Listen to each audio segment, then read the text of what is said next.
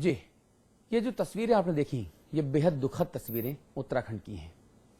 उत्तराखंड जहां विधानसभा के आगे 6 दिनों से अपनी 6 सूत्री मांगों पर बैठे शिक्षा मित्रों पर आज पुलिस ने जमकर लाठियां भांजी।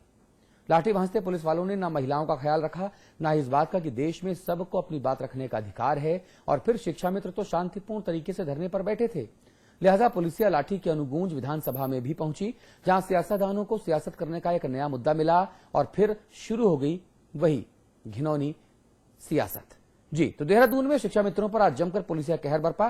पुलिस वालों ने अपनी 6 सूत्रीय मांगों को लेकर धरने पर बैठे शिक्षा मित्रों को दौड़ा दौड़ा कर मारा पीटा। कई लोगों के सिर खुले, कई लोगों के शरीर में गंभीर चोटें आईं, लेकिन पुलिस वालों को फर्क नहीं पड़ा।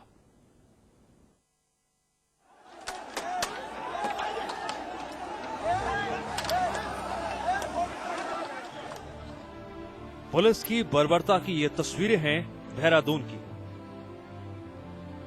जहां विधानसभा के बाहर अपने हक की मांग कर रही शिक्षा मित्रों पर पुलिस ने जमकर लाठियां भांजी। ये शिक्षा मित्र पिछले 6 दिनों से अपनी मांगों को लेकर विधानसभा के बाहर धरना दे रहे हैं, लेकिन प्रशासन ने इनकी समस्याओं और मांगों को सुनने की बजाय इन पर जमकर लाठियां बरसाईं। लाठी के तौर पर बरसे पुलिस के कहर में करीब दर्जनों शिक्षा मित्र घायल हो गए, जिन्हें इलाज के लिए 108 सेवा की मदद से अस्पताल पहुंचाया गया। पिछले 6 दिनों से धरना प्रदर्शन पर बैठे इन शिक्षा मित्रों की आवाज को जब प्रशासन ने अनसुना कर दिया, तो इन शिक्षा मित्रों ने विधानसभा के बाहर उन्हें रोकने के लिए लगाए गए बैरिकेड्स को तोड़ने की कोशिश की, लेकिन इस दौरान इन शिक्षा मित्रों को रोकने के बजाय पुलिस ने इन पर जमकर अपना हाथ साफ किया। इस लाठीचार्ज में न सिर्फ महिलाओं को बुरी तरह से पीटा गया, बल्कि उन पर बर्बरतापूर्वक लाठियां भांजी गईं।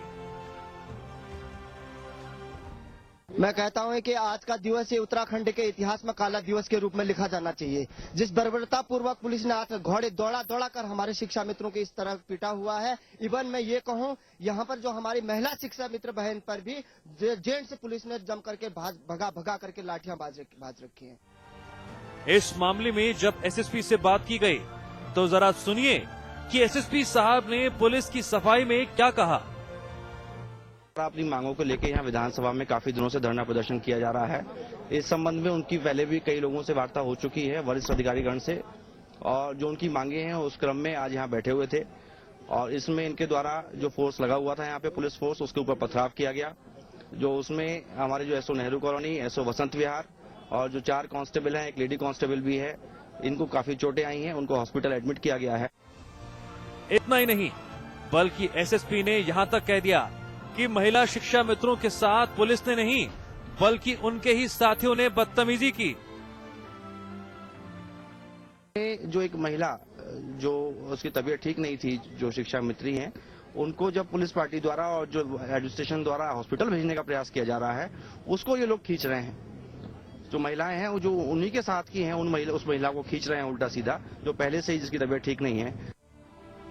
एसएसपी साहब के इस बयान को सुनने के बाद अब जरा इन तस्वीरों पर गौर फरमाइए, जो पुलिस की इस बर्बरता की गवाही दे रहा है। इन तस्वीरों को देखकर आप खुद ही अंदाजा लगा सकते हैं कि पुलिस की दलील कितनी सही है। बहरहाल इस घटना से ये बात तो साफ है कि सरकार इन शिक्षा मित्रों की मांगों को सीधे तौर पर सुनने के बजाय इनके साथ आर पार की लड़ाई के मूड में है। ऐसे में हक की मांग कर रहे इन शिक्षा मित्रों के खिलाफ की गई कार्रवाई से कई सवाल खड़े हो गए हैं। सौरभ भाटिया, देहरादून, समाचार प्लस। बेहद शर्मनाक तस्वीरें हैं, बहुत निंदनीय। हम निंदा करते हैं समाचार प्लस के इस जिम्मेदारी भरे मंच से कि जिस तरह से आज उत्तराखंड की राजधानी देहरादून में विधानसभा के सामने खाकी वर्दी का कहर टूटा। ये नहीं टूटना चाहिए था। इसके लिए जो भी जिम्मेदार है, उसके खिलाफ कार्रवाई होनी चाहिए, क्योंकि शिक्षा मित्र शांतिपूर्ण तरीके से प्रदर्शन कर रहे थे। और जब विधानसभा के बाहर चीखें उठना शुरू हुई तो इसकी आवाज सदन में भी गूंजी। भारतीय जनता पार्टी के विधायकों ने पुलिसिया ज्यादती के खिलाफ जमकर हंगामा किया, जिसके बाद संसदीय कार्य मंत्री इंदिरा हृदयेश साहिबा को सदन के भीतर ही मामले की न्यायिक जांच का ऐलान करना पड़ा।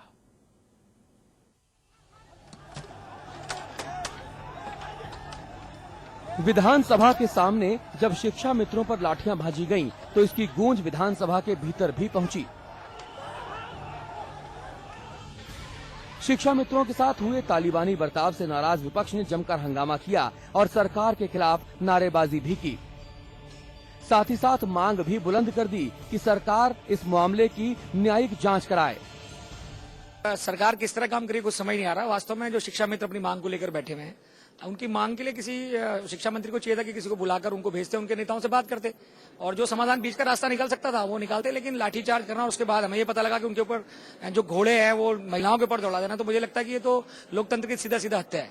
और विपक्ष के तौर पर हमने इसका बहिष्कार भी किया और हमने कहा है कि उनके साथ वार्ता करके जो घायल हुए हैं उनकी भी देखभाल सरकार को करनी चाहिए और उनकी मांगों को जितना हो सके वो मांगना चाहिए।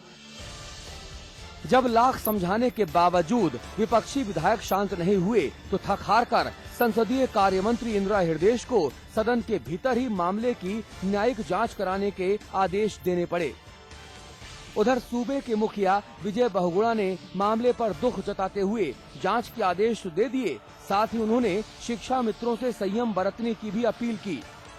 शिक्षा मित्र जो है, जब तिवारी जी की सरकार थी तब हम लोगों ने इनका वेतन बढ़ाया था और आज जो हमारे शिक्षा मित्र जो वेतन पा रहे हैं अन्य राज्यों के मुताबिक ज्यादा है, लेकिन उनकी मांग है कि उसमें पुनर्विचार करना चाहिए। हमारे जो मंत्री हैं नैथानी जी, वो उनसे वार्ता कर रहे हैं और शिक्षा मित्रों मुझे बताया गया कि उन्होंने बैरिकेड तोड़ दिए, वो भी थोड़ा संयम रखें। अधिकारियों ने जो किया उसकी मैं जरूर जांच करूंगा। वहीं शिक्षा मंत्री प्रसाद नैथानी शिक्षा मित्रों की 6 सूत्रीय मांगों से तो सहमति जताते दिखे, लेकिन साथ ही साथ बजट का रोना भी रोने लगे। मैं तो खुद बाकायदा इस विषय पे माननीय मुख्यमंत्री जी से भी बात हुई है, वित्त मंत्री जी से भी बात हुई है, तो सरकार बढ़ाने की इसमें, क्योंकि जो हमारे फाइनेंशियल एसेट्स हैं वो अभी अलाउ नहीं कर रहे हैं और वैसे भी पूरे प्रदेश में हम सबसे ज्यादा मानदेय शिक्षा मित्रों को दे रहे हैं। अब भला इसे क्या माना जाए? सरकार सचमुच शिक्षा मित्रों की मांगों को लेकर गंभीर है या फिर हवाई फायरिंग कर रही है? अपनी मांगों को लेकर प्रदर्शन कर रहे शिक्षा मित्रों पर पुलिस ने बर्बरतापूर्ण लाठीचार्ज किया।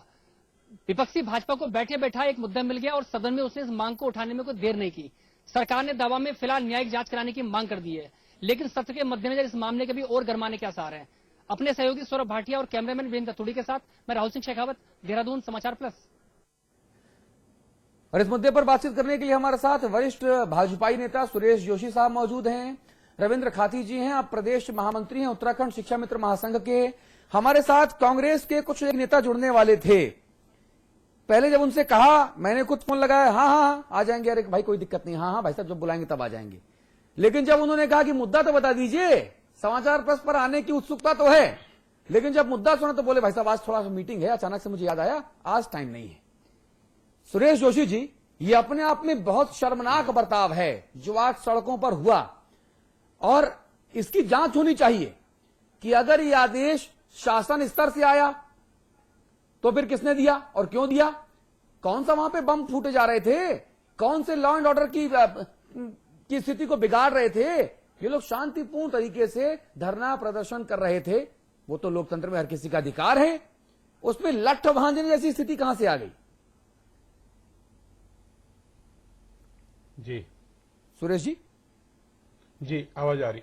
अतुल जी, मैं सबसे पहले तो आपके चैनल को इस बात के लिए बहुत बहुत धन्यवाद देता हूं कि आपने मानवता के आधार पर एक मानवीय दृष्टिकोण रखते हुए इस विषय का संज्ञान भी लिया और साथ ही साथ इस पूरे घटनाक्रम की अपने चैनल के माध्यम से आपने कठोर निंदा की है, क्योंकि लोकतंत्र के अंदर किसी को भी ये अधिकार नहीं है कि भाई वो लोकतंत्र की हत्या करे, क्योंकि आज जो प्रकरण देहरादून में देखने को मिला है, जो 12 साल का लगभग इस प्रदेश का इतिहास है, अगर उसमें हम देखेंगे तो ये इस तरह की पहली घटना है। चाहे सरकारें किसी की भी रही हों, लेकिन इस तरह का जो लाठीचार्ज, एक तरह से मैं कह सकता हूं कि निहत्थे शिक्षा मित्र जो बेचारे इतनी ठंड के मौसम में अपनी मांगों को लेकर के सरकार के सामने गए थे, और अच्छा होता कि माननीय मुख्यमंत्री जी शिक्षा मंत्री जी को निर्देशित करके इन सारे प्रकरणों में चर्चा वार्ता कर लेते तो ये नौबत नहीं आती। लेकिन उसके बाद जो आपने बड़ा प्रश्न खड़ा किया कि आखिर जो वहां पर फोर्स थी, और फोर्स के जो सबसे निचले स्तर का जवान होता है, उस जवान के ने जिस तरह से, जिस बर्बरता से शिक्षा मित्रों के ऊपर, यानी एक हमारे जो परंपरा है गुरु शिष्य की, आखिर जो है कि जब हमारा शिक्षक ही पिट जाएगा, शिक्षक का इस तरह से अपमान होगा, भाई लाठियों से ही उनको नहीं पीटा गया, जिस तरह से पुलिस के जवान अपनी बूट से उनको पीट मार रहे थे और उनके ऊपर बूट बरसा रहे थे, और वो एक ऐसा वो था कि किसी के भी हृदय को स्पर्श करने वाली इस तरह की घटना थी। और जोशी जी मैं तस्वीरें देख पा रहा हूं और बहुत गुस्सा इस वक्त आ रहा है, भावनात्मक तौर पर मुझे बहुत गुस्सा आ रहा है इस वक्त। महिला शिक्षा मित्रों के ऊपर भी पुलिस वाले, मर्द पुलिस वाले लाठियां चला रहे हैं। मैं निंदा करता हूं, घोर निंदा करता हूं। समाचार प्लस के जिम्मेदारी भरे मंच से मुख्यमंत्री विजय बहुगुणा जी, आपकी सरकार में ये किस तरह की अंधेरगर्दी हो रही है? मैं आपकी बात का पूरे हृदय से सम्मान करता हूं, और साथ ही साथ जिस तरह से ये घटना हुई है, कोई भी व्यक्ति अगर उसमें जरा भी मानवता होगी, आखिर ये जो जवान हैं इनको भी जो है कि किसी अधिकारी ने, और आखिर हो सकता है कि भाई जवानों ने अपने जो उच्च अधिकारियों ने उनको आदेश दिया, उसका आदेश का पालन किया होगा। और आश्चर्य और ताज्जुब की बात यह है कि देहरादून के एसएसपी वहां से मुश्किल से 10 मीटर की दूरी पर मौजूद थे, और वहां पर जिलाधिकारी स्वयं जो है कि देहरादून के मौजूद थे, यानी देहरादून का